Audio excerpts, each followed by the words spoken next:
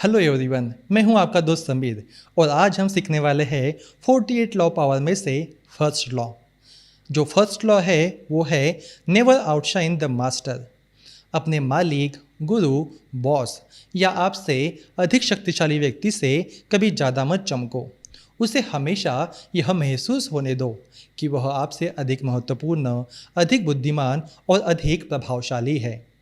यह कानून पहली नज़र में गलत या अनैतिक लग सकता है।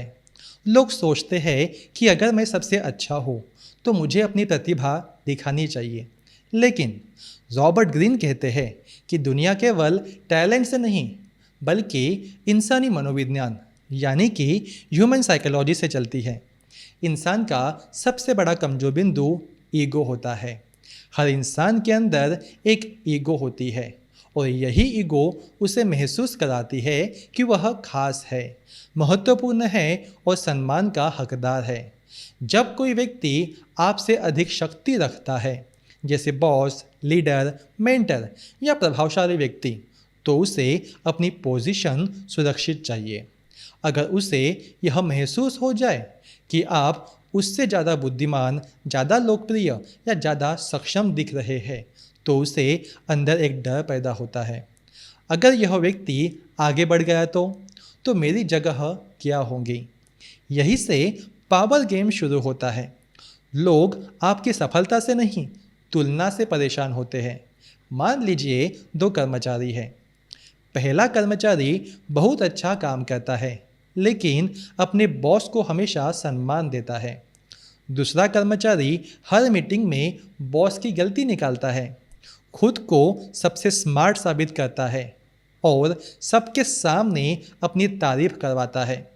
दोनों में ज़्यादा टैलेंट दूसरे के पास हो सकता है, लेकिन प्रमोशन अक्सर पहले व्यक्ति को ही मिलेगा, क्योंकि इंसान लॉजिक से कम और इमोशन से ज़्यादा निर्णय लेता है।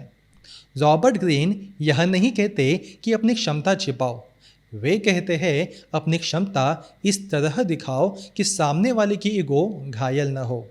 अगर आपकी सफलता किसी शक्तिशाली व्यक्ति को छोटा महसूस कराती है, तो वो सफलता आपके खिलाफ हथियार बन सकती है। ज़्यादातर लोग सोचते हैं कि उनका दुश्मन कमज़ोर व्यक्ति होगा, लेकिन अक्सर आपका सबसे बड़ा विरोधी वही बनता है जिसके ईगो को आपने अनजाने में चोट पहुंचा दी हो।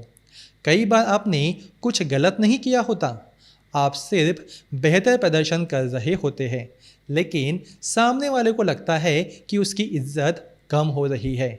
यही से ईर्ष्या यानी कि जेलेसी जन्म लेती है। पावर हमेशा दिखाई नहीं देती।